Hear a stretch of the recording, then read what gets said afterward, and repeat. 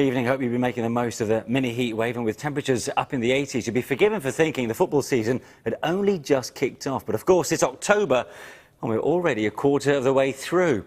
And the Empire Football League continues to be just as unpredictable as the weather, with none of the Championship's top 5 winning in midweek. Well, Steve Claridge is with me tonight to take us through the day's main events across all 3 divisions, and here's a quick taster of what's coming up.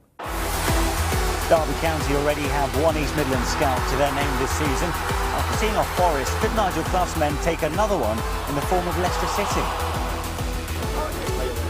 Mikey Mackay's Cardiff toppled Southampton in midweek. The Bluebirds were hoping to maintain that momentum when they travelled to Hull.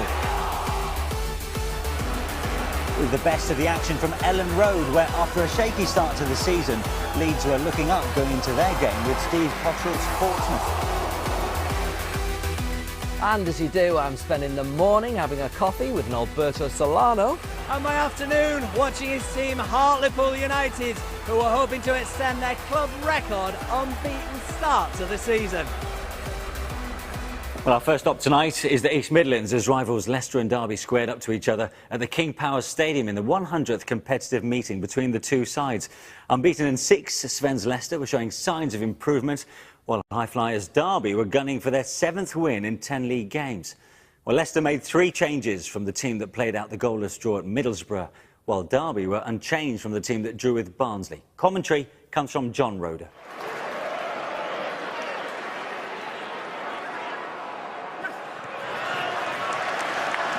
Dans.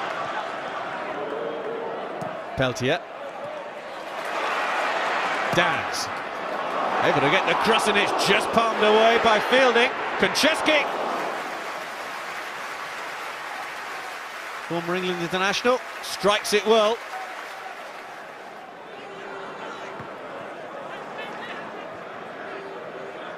Robinson. Fernandez. Oh, nice little ball over the top. And Nugent is away. It's David Nugent. It's 1-0 to Leicester.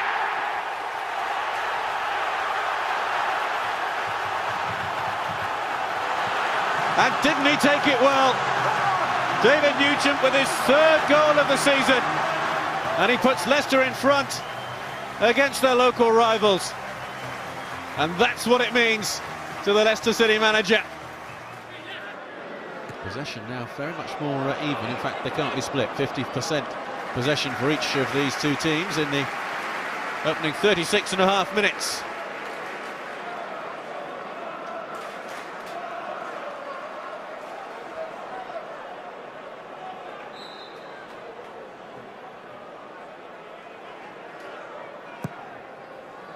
Dans delivers. Bamba! Away off the line by Roberts. Gareth Roberts in the right place to clear away the header from Sulemani Bamba.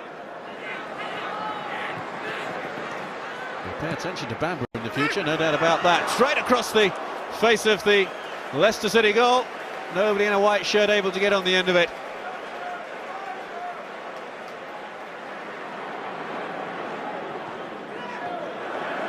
Vassell able to turn. Chase on here for King. Nugent! Derby appealing for handball, and it did appear to strike the hand of the Leicester City striker.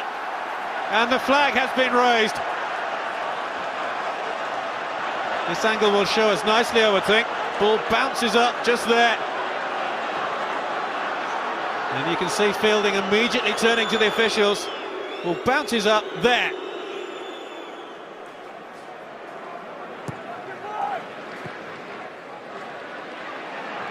Bryson can't get there because Abbey does. Fernandez. This is Dans off the post, and the rebound is in. Darius Vassell, and there's no doubt about this one. Leicester thought they'd gone 2-0 up, and just moments later they have. A goal disallowed, but Leicester not too downhearted about that. Terrific play. Dans unfortunate. Vassell in exactly the right place to power it in.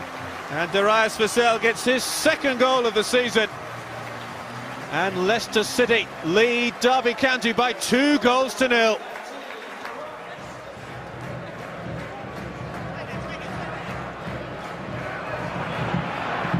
Bryson with the shot. Craig Bryson, the Scottish international, has got a couple of goals this season. And as time goes on, Derby are going to have to throw more and more forward in an effort to try and get back into this match.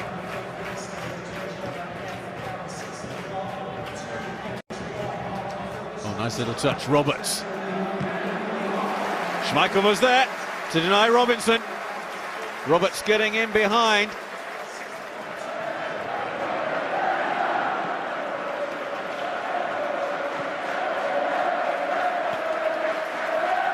Here's Konchesky. Howard. Looking to power his way through. Almost getting there as well. Fielding with the block. Leicester get a corner. Steve Howard urging the Leicester fans for one last effort from them to help the home team on. Victory not yet assured. Might be now. Jeffrey Schlupp. Schlupp turning, and that's clearly over the line, even though Ben Davies looked to the assistant. No way he can claim that that was even a close call. A minimum of 5 minutes added time to be played. Had 5 changes, a few stoppages for injuries as well. Is there time for Leicester to get another goal? There could very well be. Oh, it's through the legs of Frank Fielding, and Lloyd Dyer makes it 4-0 in stoppage time. Leicester's evening just gets better and better. For Derby County and their goalkeeper in particular, it's head-in-hands time. What I hope is, and we've said to the lads, is it's all out the way in one game. We've not looked like conceding anywhere near 4 goals in any game this season. So get it all out of the way and we start again against the league leaders in 2 weeks. I think we deserve to win, no doubts about that. We played very, very good football. First half, all 45 minutes, chances, 2 goals, very, very solid defensively. Second half, they come back a little bit, but the end of the game was brilliant again. So, good win and very, very good performance. And we are very happy as a team that another clean sheet. I'm not happy with today's first half, but overall in the last 10 games we've got nothing but praise for the lads. You know, to be third in the league, 19 points. Nice to have got a point today to round it off to 20, but not to be. So Nigel Clough, not too downhearted, but quite rightly so. They have made a terrific start, have Derby. But the night belonged to Leicester, Steve, without a doubt. You've not been exactly convinced by Sven's approach, but the team clicked at just the right time tonight. Oh, without doubt. I mean, he said he was very impressed with the performance. I think everybody else was as well. I think there's certainly a more measured look to Leicester this year. There's a little bit of a scattergun approach last year with Premiership players coming and going. But he's certainly brought some decent players at this level. And you would like to think things are starting to certainly turn around for them. 2 good results, you know, preceding this game. Tough away games, haven't conceded. 4 clean sheets in the last 4 games. Gives you a real platform and a foundation. A good centre-half pairing now of Bamba and Mills coming together. Looks very good. And all of a sudden, going forward, they were the real deal. There's no doubt about that. A lot of players have come in and they showed real understanding, particularly for the opening goal. Yes. I mean, still a few changes happening. Obviously, three changes for this game. But this was a marvellous goal. 1 touch. Now, you have to have options. You have to have the quality of ball if you're going to play that sort of game. And that's what they had. And the finish was fantastic. I mean, there's 3 touches. Abe, up to Vassell, Fernandez, perfectly weighted balls. Look at this touch. Fantastic touch from Nugent. Takes him away from the defenders. Second touch is perfect into his path, and it's a super finish. And he's come back, and I think they've gone 2 up front, and it's worked for them today. They were very, very positive. And as you say, certain things coming together for them. Actually today, Derby found it very, very difficult, particularly first half, to cope with them. Defence is looking good, and Sven, obviously, Jermaine Beckford wasn't even playing, so he has got plenty of those options up top. He's got options everywhere, hasn't he? I mean, that's the thing. The level of investment that they've made, you know, determines that they must get a playoff at the very least. At the very least. And that's the way it should be, because, you know, the expectations are, you know, if you spend that sort of money, you expect a return. Signs are looking promising nonetheless. Now, after the Championship's top 5 all dropped points in midweek, let's take a look now at how the other early front-runners fared on Saturday. Joint leaders Southampton went in search of that winning feeling with a visit of Watford.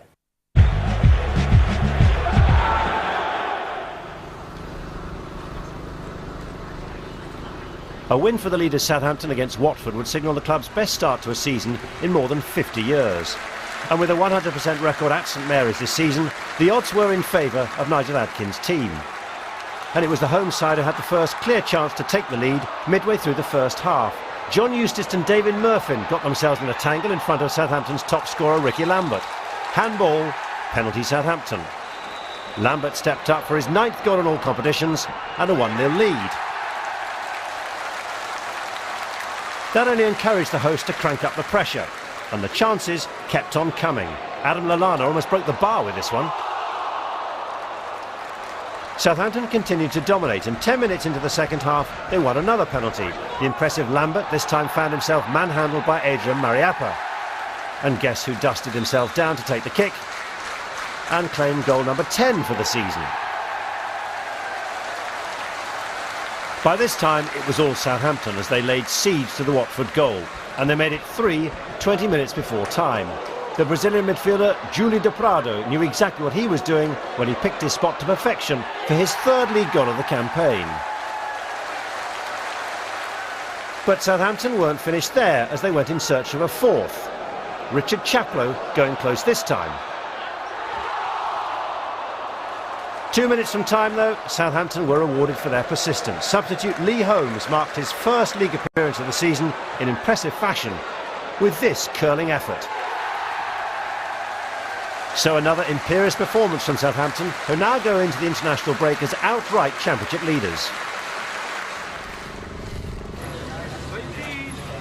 It may have seemed like a scorching opening day of the season, but it's October and Middlesbrough have yet to taste defeat in the Championship.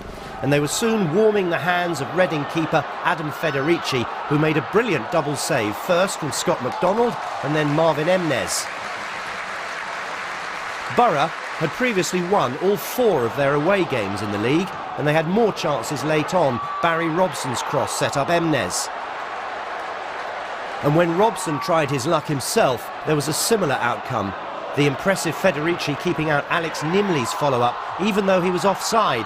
A 3rd straight 0-0 draw for Borough.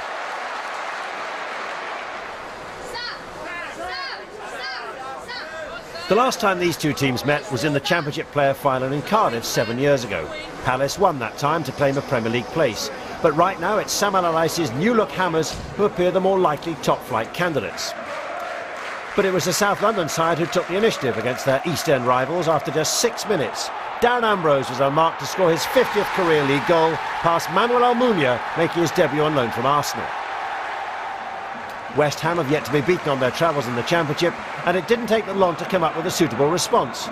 Carlton Cole's careful header set up Kevin Nolan, who could hardly miss from there. Palace came from behind to beat bitter rivals Brighton 3-1 during the week. Former Brighton striker Glenn Murray scored in that one, and he was at it again here to put the hosts ahead immediately after the break. After their unsuccessful bid to take Carlos Tevez on loan this week, West Ham will be glad they've got a striker who doesn't object to coming on as a substitute. John Carew making an immediate impact to preserve the Hammers' unbeaten away record. In one hand you're pleased that you've come back twice, showed a lot of character to get a point, and on the other hand, on the balance of play and the amount of domination we've had in this game, you're disappointed you haven't taken all 3. Fantastic news, because we're playing against West Ham, who I believe will be right in the shape of things at the end of the season. They've got very good experience, very physical team. For my plus to stand up physically, and I thought come out on top, and then the way we played with the ball on the floor was very encouraging to see. Very good performance all round, and delighted with the point. Ipswich entertained Brighton in what was the first meeting between the two sides since April 2006. The hosts, fresh off the back of Lee Bowyer's last gasp winner against West Ham on Tuesday, and they almost took the lead here. Kasper Ankergren somehow diverting Michael Chopra's goal-bound effort. Brighton's great start to the season is in danger of being lost, but they hoped things would get going again when, after a goalless first half, they took the lead. Chopra lost possession, and Brighton's Spanish star Vicente ran on to open his Brighton account brilliantly.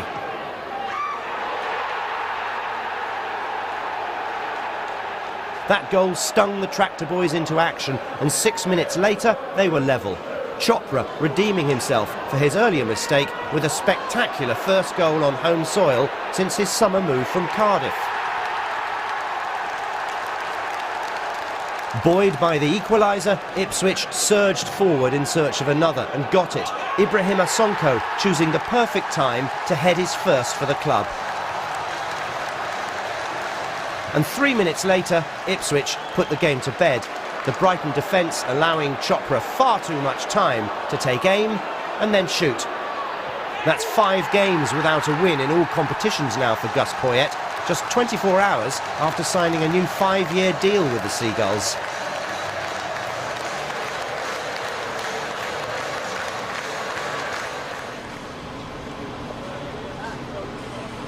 Cardiff's midweek win against the Championship leader Southampton suggested that the Welsh team are beginning to find their feet under new manager Malcolm Mackay. They were unbeaten in 6 going into the game at Hull, but they had to make an early change when the injured Kenny Miller was replaced by teenager Joe Rawls after only 9 minutes.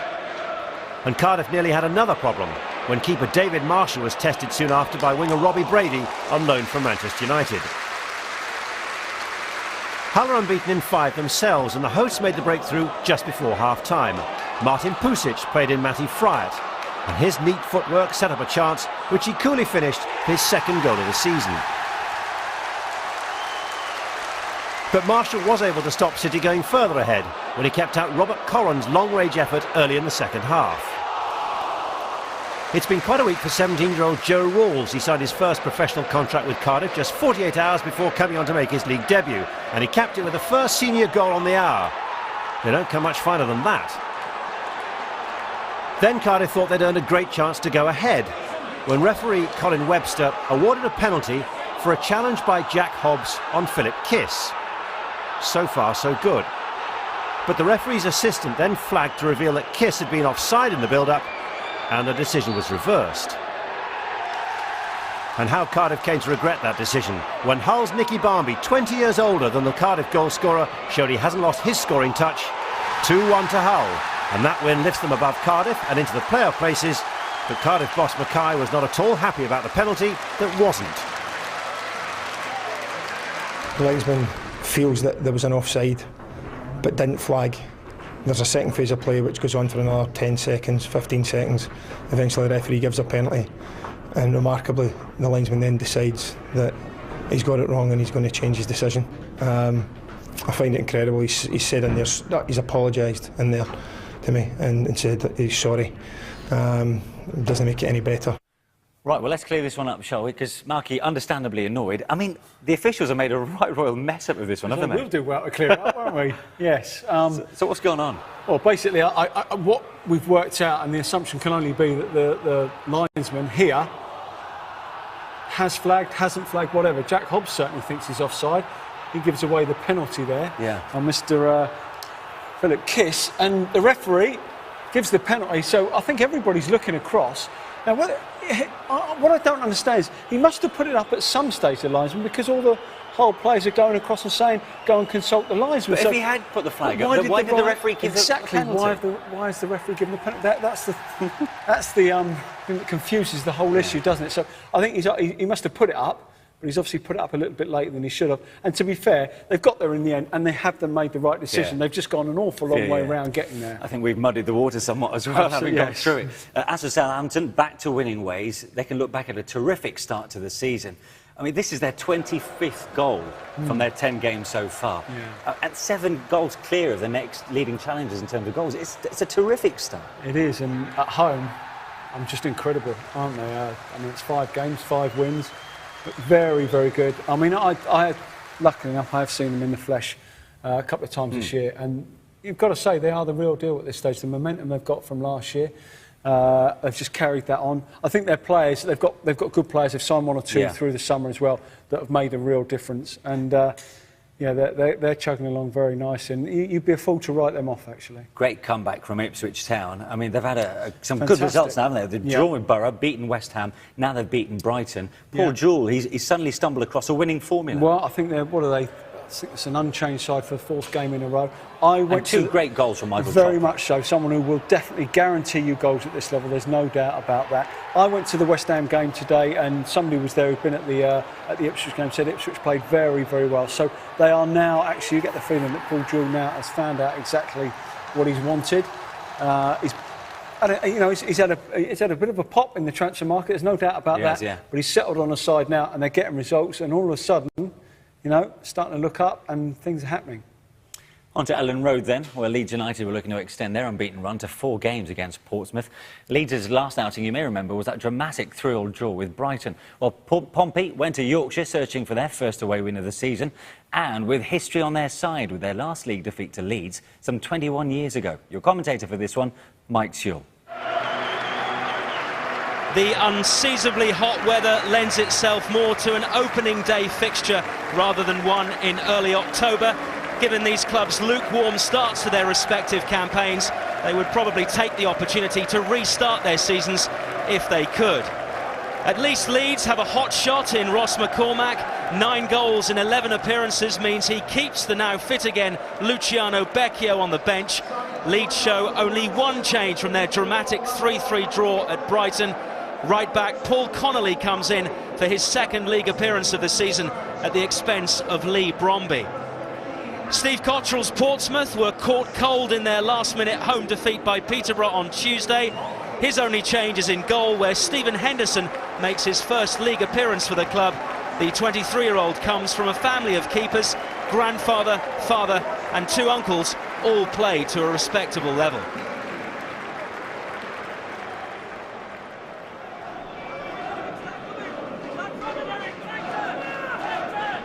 Plenty of touches across the back for Leeds until they finally try and play a ball forward, which on this occasion works. And here's Snodgrass.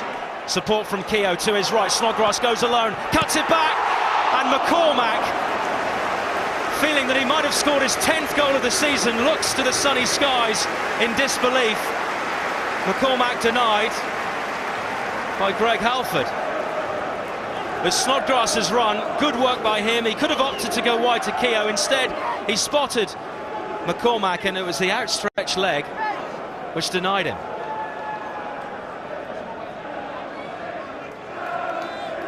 Snodgrass's corner, deep into the heart of the penalty area, and this one is headed into the back of the net by Danny Pugh. Joining the club on loan from Stoke, it's Pugh who scores his first goal for Leeds United. Well, there'll be questions asked in the Portsmouth defence as Snodgrass's looping corner came in, and certainly one Portsmouth player had his head in his hands as Pugh just roamed into the 6-yard area and powered his header past Henderson, and that's no more than Leeds deserve for the pressure they've applied. Virtually on his knees there as he headed in past a motionless Henderson.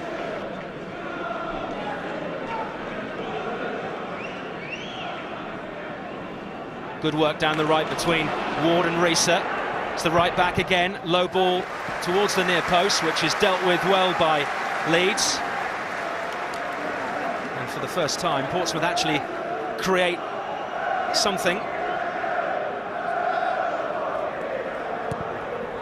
Into the area, again, it's not very troublesome, and Lonergan can deal with that and spread play immediately towards Snodgrass. Often the outlet.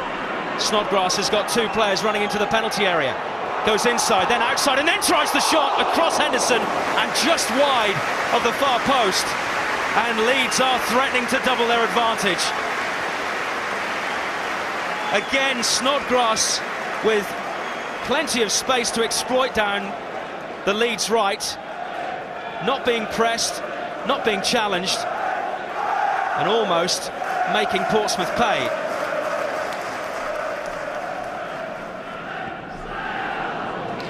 Falls rather kindly though for Connolly, and now Leeds can again make use of the space down there right, and it's Snodgrass coming forward. He's got Pugh on the overlap.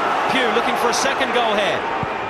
Drives the ball in, which is deflected off the defender. It was Pearce sliding in ahead of his goalkeeper to deny Danny Pugh a second goal. Well, Leeds not afraid to move play from right to left.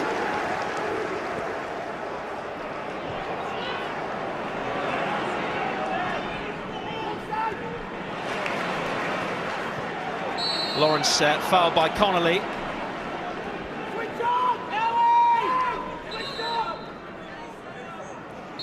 Well, there we go. If you want to keep hydrated, you know where to go. Portsmouth captain then to take the free kick. Headed in, chance for Halford. Lonergan makes a save with his outstretched right hand. In comes Halford again with a header. This time it strikes the crossbar and it's cleared by Leeds United. Certainly the most dangerous Portsmouth have looked. Header crossed towards him, he was unmarked, he just looped a header towards the far post, which Lonergan did well to save, and then at the second attempt, Halford again getting above the Leeds defence, this time denied by the crossbar. Ben Haim just clipping the heels of Ross McCormack.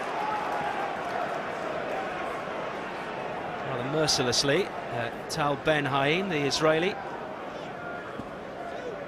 McCormack going about his business and giving it away. Here's McCormack into the area, tight angle, and again Portsmouth have to clear their lines, and it's Hayden Mullins from Ross McCormack, and Portsmouth just weren't ready for that free kick.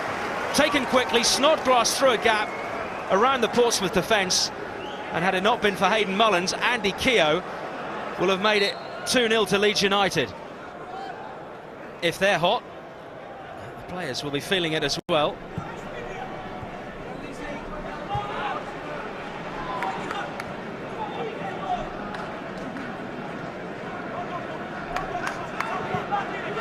Benjani has got one goal since his return to Portsmouth. Ward up to Kanu, another neat layoff by the Nigerian. That's a decent ball in. Norris in space, out comes Lonergan. Norris goes down, and it's going to be a goal kick because it was the midfielder who got the last touch. This is a good start to the second half by Portsmouth, who were fairly disappointing throughout the first. Alford can hit them from distance, not space. There's a ball through though, into space. Ward with the poke with his right leg, and it's just over Lonergan's crossbar. And of all people to be in that position on the field with a strike at goal, it's the right back, Joel Ward.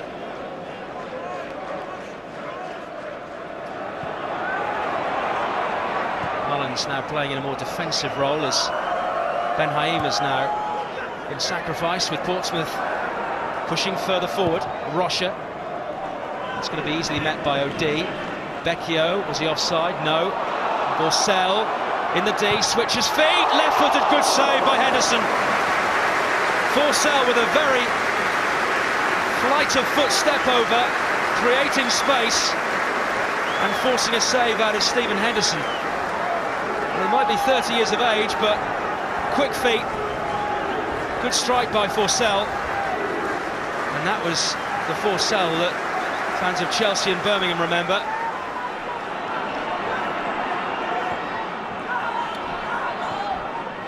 Portsmouth trailing here. Halford into the penalty area, cleared momentarily by Clayton. Lawrence, that one might even go over the head of Lonergan, who's forced to tip it over the crossbar. And initially he looked like he had it covered, and then suddenly the flight of the ball carried towards the far post, and a very worried looking Andy Lonergan was forced to tip that ball over his own crossbar. Danny, how does it feel to score the winning goal in a game where Leeds kept a clean sheet today? Yeah, I think that's probably the more important thing, keeping the clean sheet. But to get the goal as well as a bonus and the 3 points was a good day, really. In the first half, we found it hard to get going. I mean, they looked the fresher team. They looked like they'd not played in 8 days, and we looked like it was our third game in 8 days.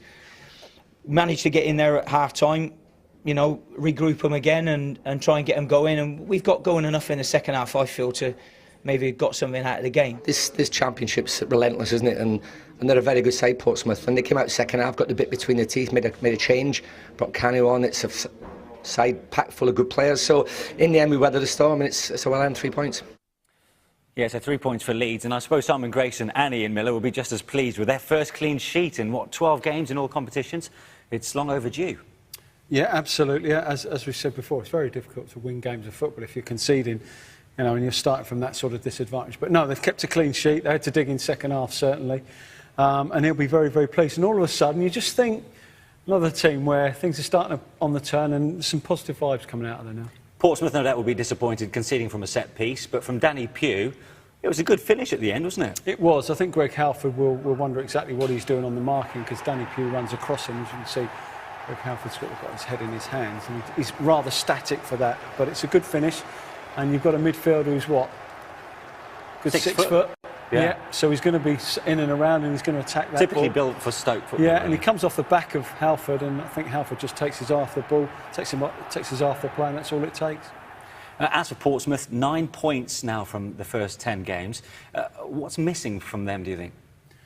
Well, I mean, certainly today they went one up front. They changed that in the second half, and they were a lot more positive. And it certainly, they were far better second half. They've got some good players down there. Ian Miller said it, and he's right. There's some good players at the club. There's a fair level of expenditure gone out now. I mean, that first 11 compares to the best of that division. Very much so. I mean, there was always a lack of numbers. That's not the case anymore. So, things have got to turn that, and they've got to turn quickly, and they've got to start getting results, because clearly this isn't a position that they would expect with that level of expenditure to be in.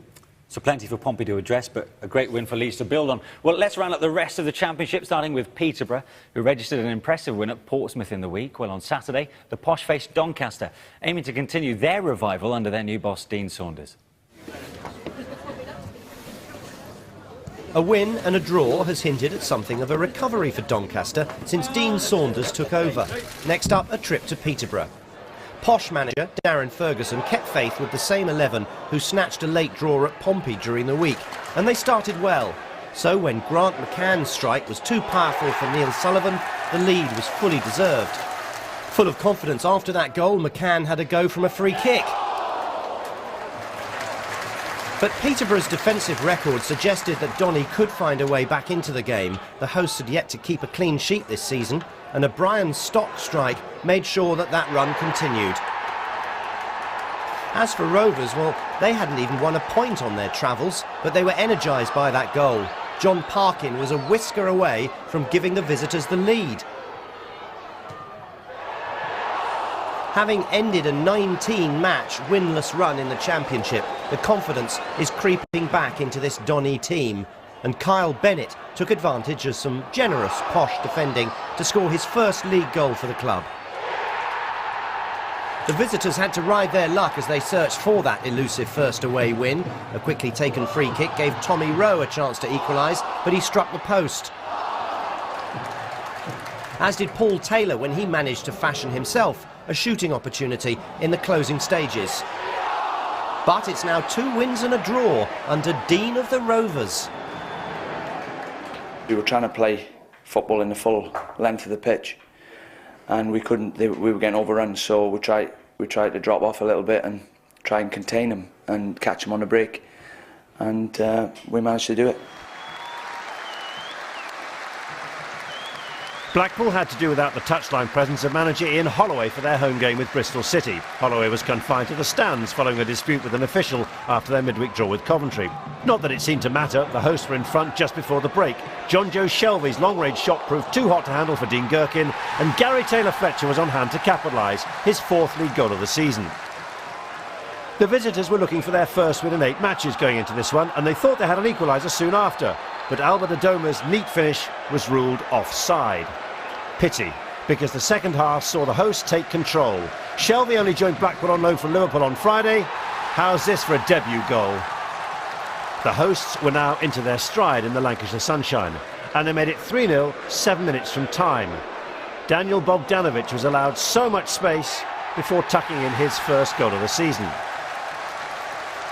But Blackpool weren't finished. They continued to turn the screw as the visitors wilted. Craig Cathcart teed up Brett Ormerod for number 4. But still that wasn't the end of the goals. There was time to add to Bristol City's misery. Substitute Thomas Ince's weaving run opened up the defence again, before setting up Bogdanovic to sweep in his 2nd and Blackpool's 5th. What a miserable afternoon for Bristol City, who now sit bottom of the Championship table.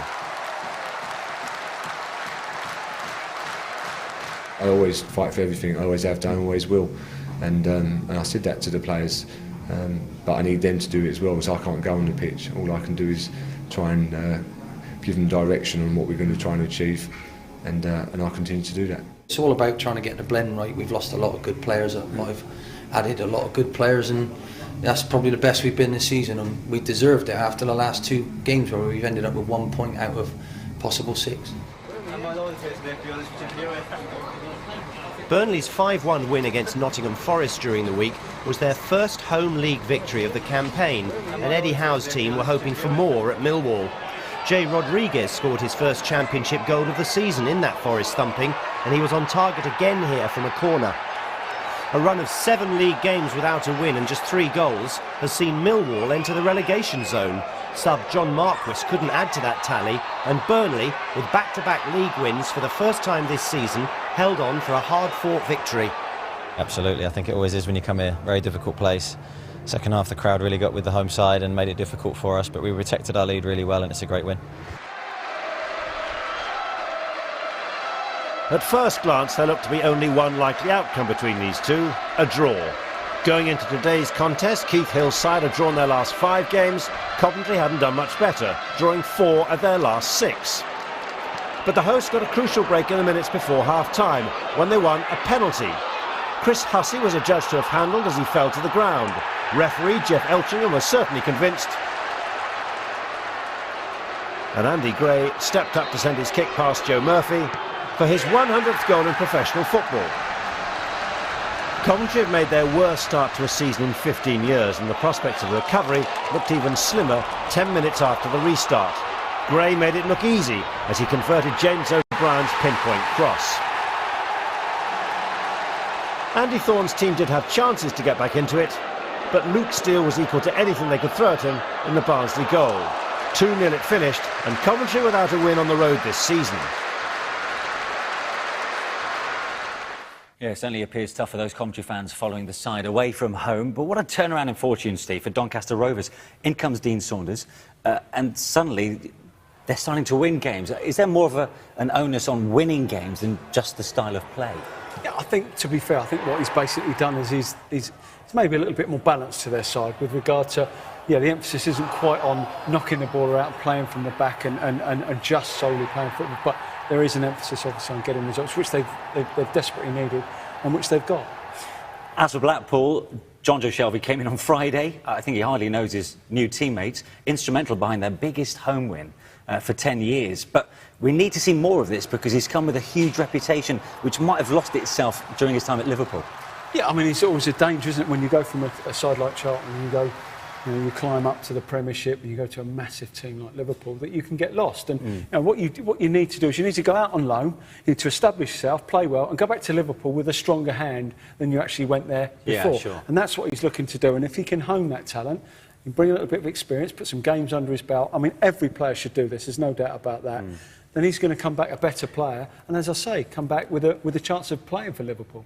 Keith Millen was already under some pressure going into the game against Blackpool. So where does this leave him tonight? Well, I think the chairman at Bristol City did say that, you know, this game and the way that the players perform will tell him an awful lot about, you know, the future of the club. And to be fair, it couldn't have been, you know, you're looking at probably wouldn't have played wouldn't have had a worse performance under Keith Millen than this. I think the body language didn't, you know, spoke volumes for the way that the players applied themselves, and I think Keith, you know, deserves certainly a better performance than that. So you've got to say these are difficult times. OK, then to League One then, and to one of the surprise packages of the season. 6 years ago, Hartlepool came agonisingly close to reaching the Championship for the first time in their history, eventually losing out to Saturday's opponents Sheffield Wednesday in the playoff final. Well, after an unbeaten start to the new campaign, Hartlepool are at it again. So Clem's been along to spend the day with a man still loving his football up in the northeast.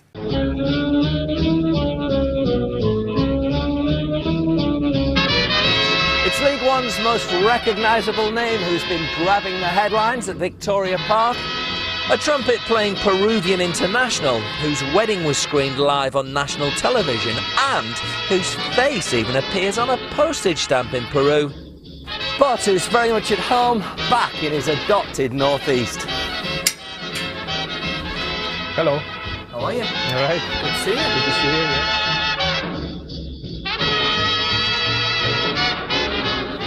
Now you see, Nobby, this is the bit I like. How are you coping with having to wash your own kit? Just remind me of me 15 years ago when I was a kid playing in Peru. For me, football is a passion. It's a passion. It's my life. I've been done. My mom said to me since I was 4 years old, all the time in the street, kicking the ball. So it's difficult when you say, you know, to try to say, okay, I want to quit now. I don't want to play anymore football. It's difficult. You do realise this trumpet is never going to leave you, don't you? Every interview you do, somebody like me is going to ask you about your passion for playing music as well.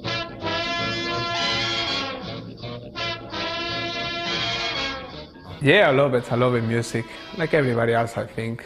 But for me, doing music is like, I won't compare with my football passion, but still very close. You all know the qualities that Nobby can bring to a football club. He's done it at the top level, international level, and he's shown for us what he can do, especially last Saturday.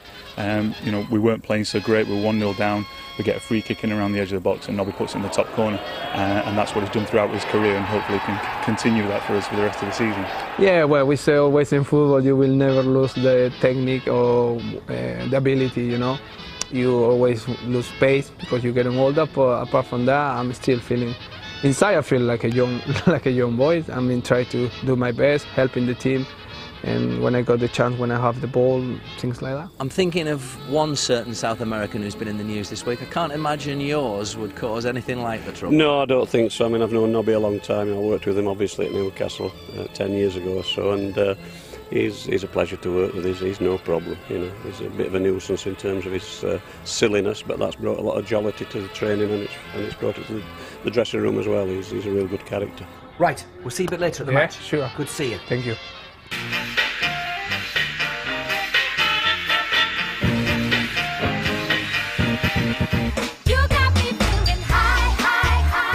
Wash your own kit, but you've still got a Louis Vuitton toilet bag, I think.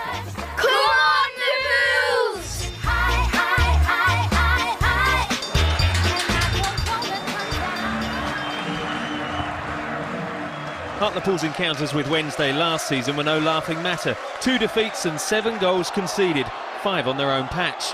What they'd have given for a good start, but after Anthony Sweeney's effort flashed past the post, Pools were undone by a more accurate header at the other end. Ben Marshall's mighty throw met by Reeder Johnson just past the half hour, leaving the home side's unbeaten start to the season in serious jeopardy. Hartlepool weren't going to surrender that record without a fight. When Andy Monkhouse sold 2 defenders with a clever change of direction, it took the post to keep the scores level. So Wednesday were able to stretch their winning run to 3 matches, though not the lead. Liam Palmer defeated by the angle with Hartlepool all at sea, meaning it stayed a single-goal victory.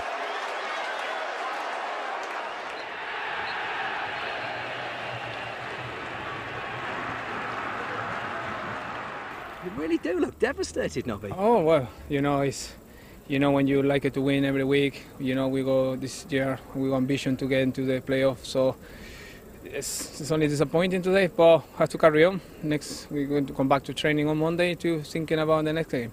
Make as much as you would love to, I'm afraid you're not going to win every game. No, for sure. I mean, it had to come to an end, and it was we knew it was a tough game. We knew it would be tight, and I'm not surprised just 1 goal separated the teams, because there was nothing between them. You know, certainly our second half performance was better than our first, and I thought we did really well in the second half by our score. I thought we had most of the possession, most of the set plays, most of the crosses, most of the attempts at goal. I feel like I should give you a big hug. Are you going to be all right? Yeah, I will be all right. I'm okay. I'm all right. Yeah, and our thanks to Nobby for looking after Clem for the day, who should come with a health warning. I mean, he put paid to Bristol Rovers record not that long ago. He's done it again this time. He has, yeah. Incredible. I'm sure we'll get the welcome mat out again for him, to be fair. Nonetheless, defeat after 10 games now.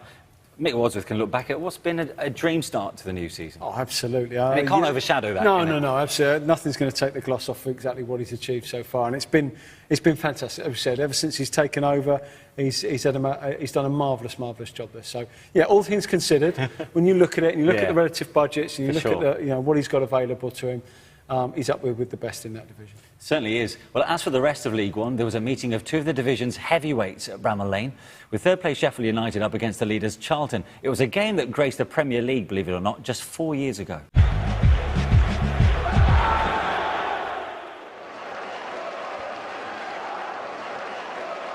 A chance for Sheffield United to gain some ground on the League One pace-setters, but neither Neil Collins or Chris Porter could find a way past Ben Hamer in a tight first half. But 2 goals in as many second-half minutes swung the result in Charlton's favour. Jan Kermorgant stepping off the bench to score with his first touch and put the leaders in front. Soon after, Chris Powell's men sealed the win that extends their lead at the top to 5 points. Collins guilty of taking his eye off the ball to leave Bradley Wright-Phillips in the clear. A mistake that proved fatal as the Londoners' top scorer put away his 7th goal in 8 matches to put Charlton in charge. Shed Evans hit the woodwork late on, but it would have made little difference. And even at this early stage, this could prove to be a significant result in the League One promotion race.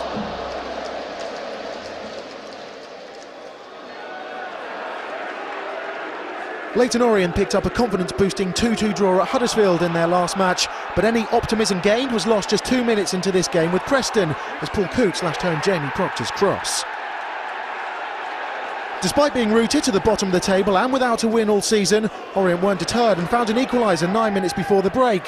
Phil Brown no doubt wondering how the smallest man on the pitch was allowed to head home, 5'4" Dean Cox getting on the end of Kevin Lisby's deflected cross. 10 minutes later, Cox proved that he was equally as dangerous with his feet. After receiving the ball from Stephen Dawson, he set about ensuring the O's had a half-time lead. His long-range effort too good for Andreas Aristidou. Having not won all season, home fans would have been forgiven for being nervous, and their hearts would have been pounding just 2 minutes into the second half. Scott Cuthbert climbed all over Brian McLean, and the referee pointed to the spot.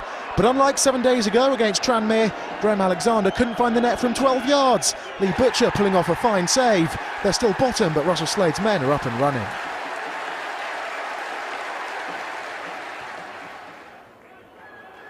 Notts County manager Martin Allen's tipping MK Dons to win League One, and this match did nothing to change his mind. County in trouble from the second minute as Julian Kelly needed to make a superb save. Just a shame he's not the goalkeeper. Quite what the County players could find to complain about was hard to fathom. Kelly was sent off, giving Sean Williams the responsibility of increasing the punishment.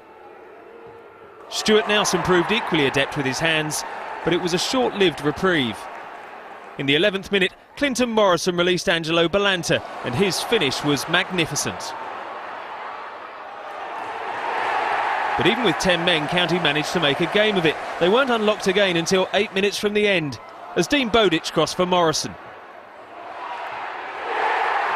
Now the Dons could be sure of 3 points, which would lift them into the top 2. And they topped off the win with an eye-catching third just a minute later. Daniel Powell's determination crowning a good day for Carl Robinson's side. Their first win in 5.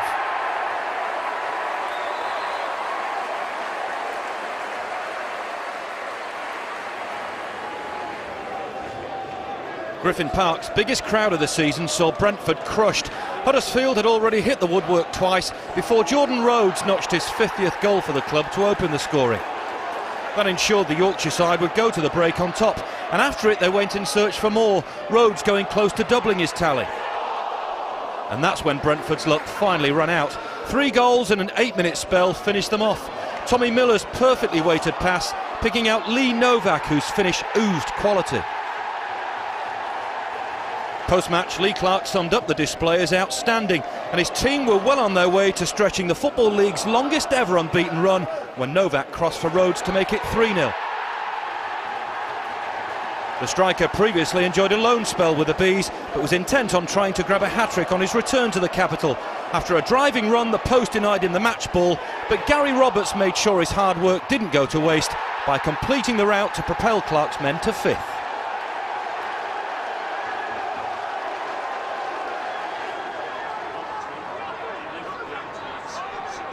Having lost 4 of their last 5 league matches, Dean Smith's Walsall came into this game desperate to kickstart their season, and they took the lead in the 33rd minute, Will Grigg heading home his 3rd goal of the season. Smith admitted that the visitors had the better of the second half, and they could have equalised almost immediately after the break, but Jimmy Walker was equal to Liam Noble's close-range effort.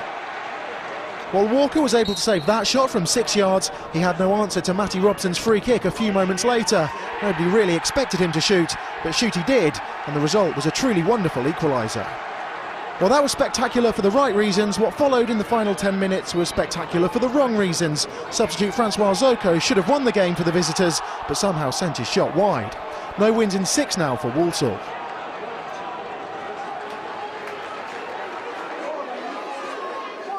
A useful point for strugglers Bournemouth at mid-table Tranmere, who almost enjoyed a huge stroke of luck when Jose Baxter's cross flicked off Stefan Zubar, the crossbar sparing the Cherries. They appeared to have a good case for a penalty as Adam Barrett went down in the box. Mark Pugh didn't make the most of a loose ball. Both managers agreed the draw was a fair result, but Wes Thomas was probably kicking himself all the way home, having squandered another golden chance for Bournemouth to win it.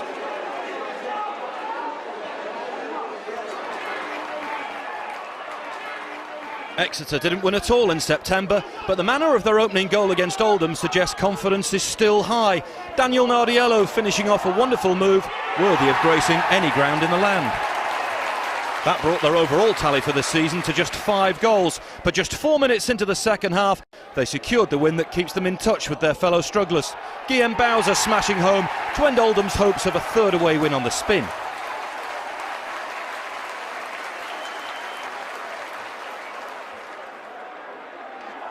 Scunthorpe secured their first win of the season last time out, and the confidence was clear for all to see when Eddie Nolan, the rarest of goal scorers, tried his luck from 20 yards, only the 23-year-old's second career goal. The game was end-to-end in the second half as Stevenage went in search of an equaliser, but the Iron stood firm and put the result beyond doubt 2 minutes into injury time. A mistake at the back allowed Michael O'Connor to fire home from an unlikely angle. Stevenage were heading for 3 consecutive league defeats for the first time since being promoted to the Football League. They did pull one back, however, 60 seconds later through Josh Walker. And then the most unlikely of comebacks was almost complete in the 6th minute of stoppage time. Chris Beardsley got his shot in, only to be denied on the line by Michael Nelson. Plenty of late drama, but back-to-back wins for Alan Nill's men.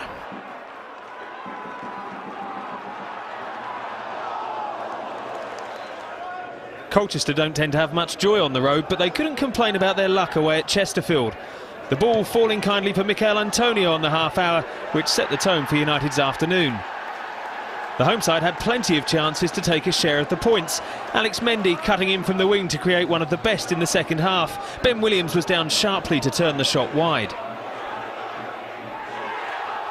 And when the keeper was eventually beaten, more proof it really wasn't the Spirite's day. Leon Clark thwarted by the post, Colchester collecting only their 3rd away win since the turn of the year.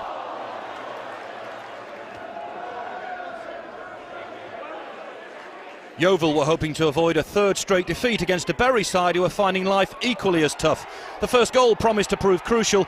Kieran Agard gave the home side the start they so desperately craved.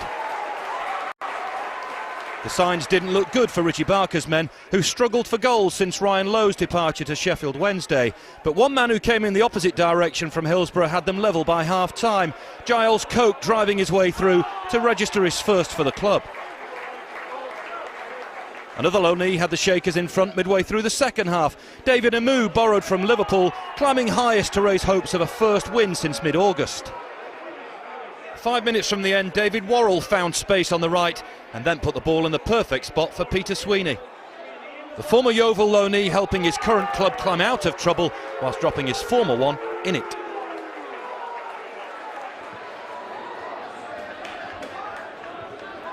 Rochdale started this match in the last relegation spot, with Wycombe just one place better off. And despite the home side creating a good couple of early chances, it was the visitors who struck first. Scott Donnelly showing good composure just 6 minutes in.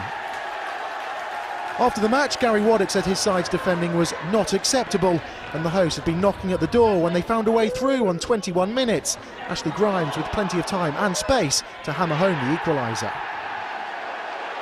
Rochdale have never beaten Wycombe at Spotland, but came close to taking the lead in the second half. Some suspect defending allowed Grimes the chance to almost become provider. He fed through David Ball, who was denied by Nicky Bull. When the winning goal did eventually come, it was all too easy. From Jake Keane's goal kick, only one touch was needed. A brace from Grimes securing Dale only their second home win of the season. Yeah, in fact, it was a good day for the bottom four sides at the start of the day, all of them winning. We'll talk about those a little later, but first for Charlton, unbeaten run goes to 11, but to also defeat one of your title rivals, that's a huge psychological blow, isn't it? Absolutely. I mean, it's a fantastic result. I mean, Mr Maguire will like to see this one again, and he gets his little bit of luck right, Phillips, as well, to kill the game off. But, yeah, I mean, they've been very, very good. And good touch from Chris Powell here. He's told us tonight this was a spontaneous move. It wasn't planned. Just telling the players what a great performance it was from them at Bramall Lane. But, you know, it's quite aggressive what he's saying, but he's not actually digging people out. He's actually it looks like a rollicking, but it's praise. No, he's praising them, and what he's saying, just keep tight, and you know, thank you for your efforts. It's been a magnificent achievement so far, but we haven't achieved anything just yet. Yeah. But we're going along very, very nicely. Last weekend, we saw that game between Wycombe and Sheffield United defied the form book. Same went for Leyton Orient at Brisbane Road when they defeated Preston. I mean, off the back of, 7 straight wins for them. Nothing wrong with Orient's mental strength. I mean, to come back after falling behind after 2 minutes is something. Yeah, I mean, let's be honest.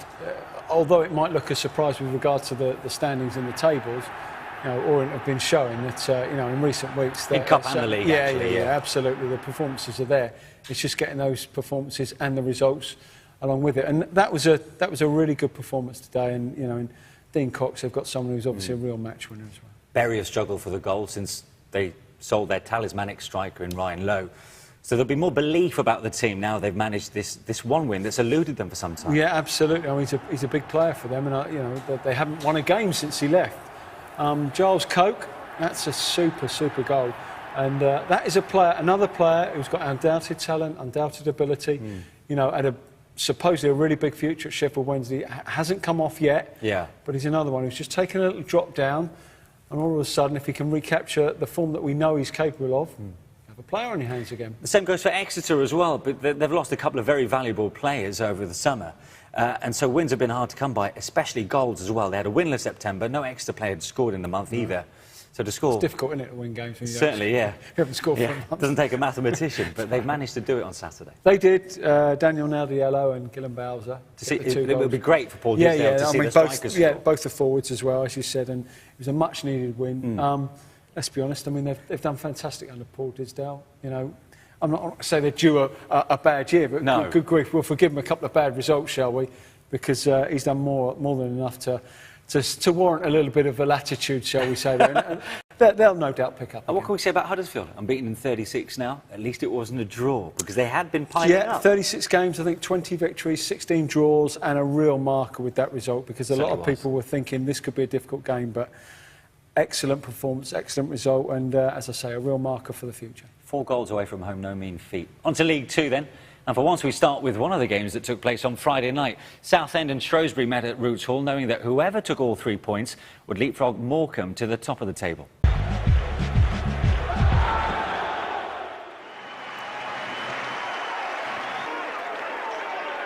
Southend made all the running at Roots Hall in their quest for a 4th straight win. Shrewsbury keeper Ben Smith soon at full stretch to keep out Ryan Leonard's deflected effort and Liam Dickinson's follow-up. But by the half hour, the home side had the lead. Jermaine Granderson nudged Neil Harris away from the dropping ball, presenting Dickinson with another chance to open the scoring. The lanky striker's 5th goal of the season and 4th from the spot rewarded Southend's first-half dominance. It was a long time, though, before they could be sure of hitting the top of the table. Smith punching the ball against Mark Phillips as the match moved into stoppage time, and Shrewsbury's fate was sealed. 85th minute sub Ryan Hall supplied the free kick which caused that chaos. His short spell on the pitch extremely productive. Hall also won the penalty which gave the scoreline an even more convincing look. Converted this time by Neil Harris to leave boss Paul Sarek happy, though wishing the victory had been made safe sooner. I thought first half we played very well. A bit disappointed we only went 1-0 up going into the second half. But you've got to give credit to Shrewsbury. They came out and they were all guns blazing. A chance for Morecambe to reclaim top spot. Jim Bentley's side putting their unbeaten away record on the line against a Torquay team that don't give away much in their own patch. In fact, just past the hour, Lee Mansell fired the home side into the lead. But 8 minutes from time, Morecambe rescued a draw that keeps them bang in contention. There didn't seem too much danger when Kevin Ellison picked the ball up in his own half, but he clearly only had one thing on his mind. After a terrific run, he kept his cool to earn his side a deserved point.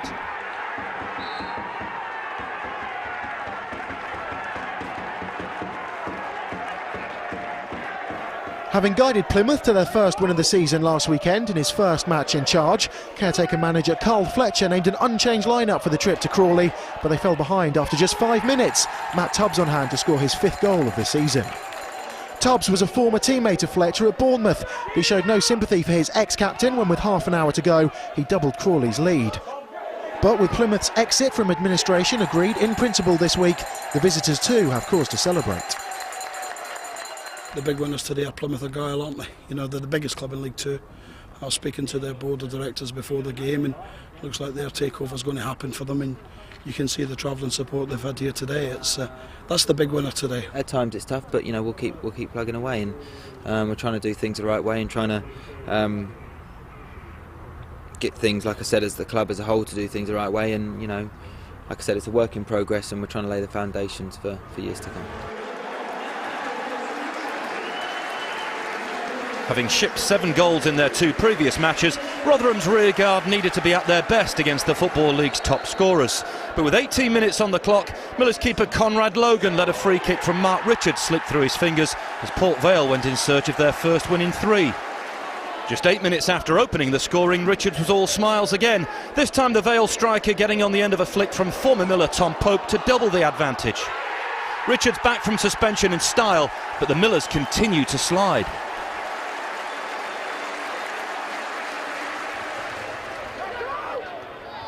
A hint of the old days at Plough Lane about the goal which got Wimbledon off to a flyer against Gillingham, though Matt Lawrence didn't need to be out-muscled.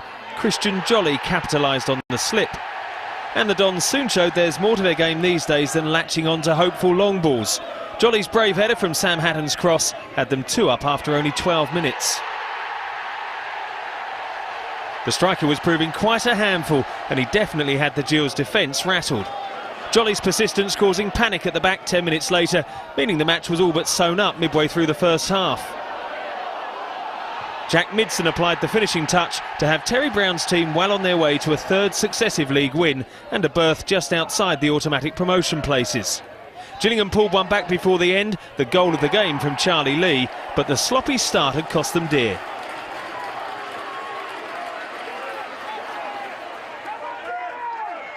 Hereford have the worst goal difference in League Two this season, having scored the least amount of goals in the Football League. However, they could have taken the lead at Edgar Street if it wasn't for the fine reflexes of Ryan Clark keeping out Sam Winnell's header. On the half hour, it was the Bulls' defensive frailties that were exposed. Liam Davis was able to evade 3 challenges before crossing for 17-year-old Robert Hall to open the scoring. The West Ham loanee solitary goal enough to secure Oxford their 3rd away win in a row.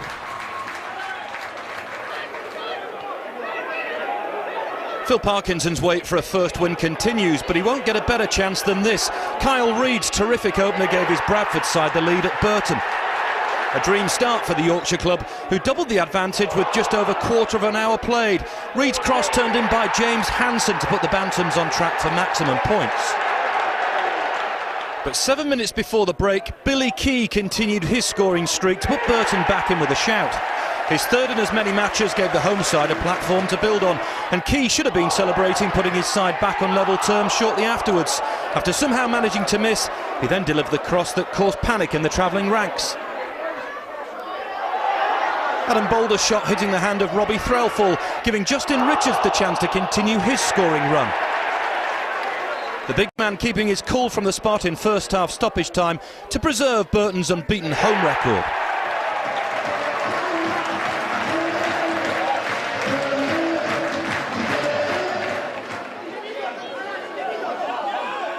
Macclesfield bounced straight back from their defeat at Plymouth, but not without a scare or two.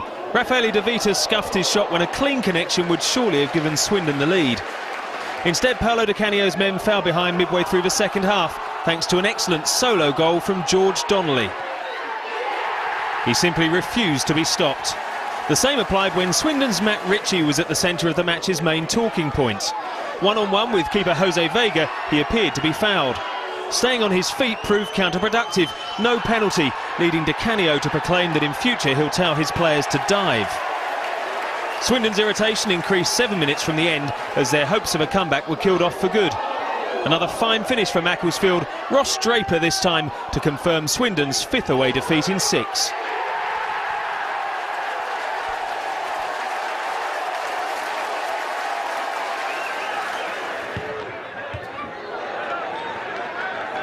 Bristol Rovers went into this West Country derby looking for back-to-back wins for the first time this season, but they fell behind when Kayed Mohammed ran half the length of the pitch unchallenged before finishing past Scott Bevan. Rovers were struggling to stamp any sort of authority on the match, and they fell further behind 2 minutes before half-time, Luke Summerfield doubling the Robins' advantage with a powerful finish. After the match, Pirates boss Paul Buckle said his side conceded 3 dreadful goals. Mohammed was the man who capitalised again 3 minutes into the second half. Lee Brown pulled back a consolation with 25 minutes remaining, but that was the end of the scoring, and not enough to stop Rovers fans booing their side off for the second home game in succession.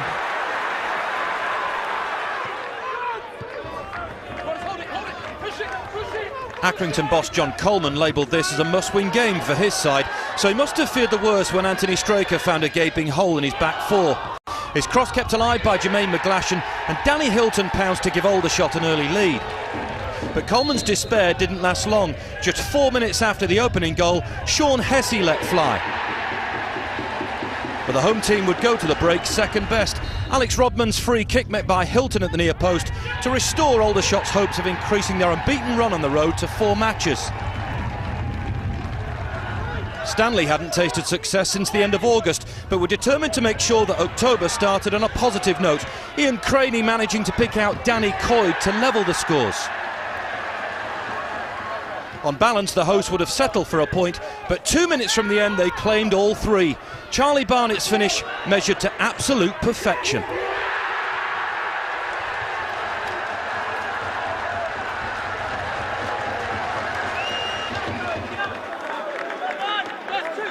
An exciting finale at Dagenham, where Crewe seemed set to stretch the home side's losing run to half a dozen games as they broke the deadlock with just 15 minutes remaining.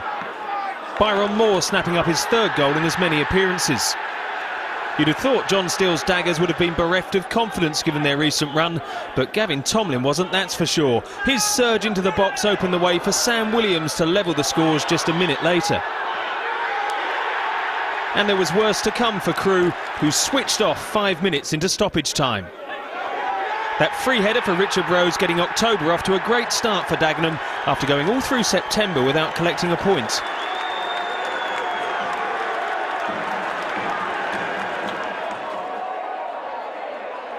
Barnet boss Laurie Sanchez described the 4-0 defeat to Swindon in their last match as not good enough, but his side almost made the perfect start against Northampton when Ricky Holmes was a paint's width away from opening the scoring after 10 minutes.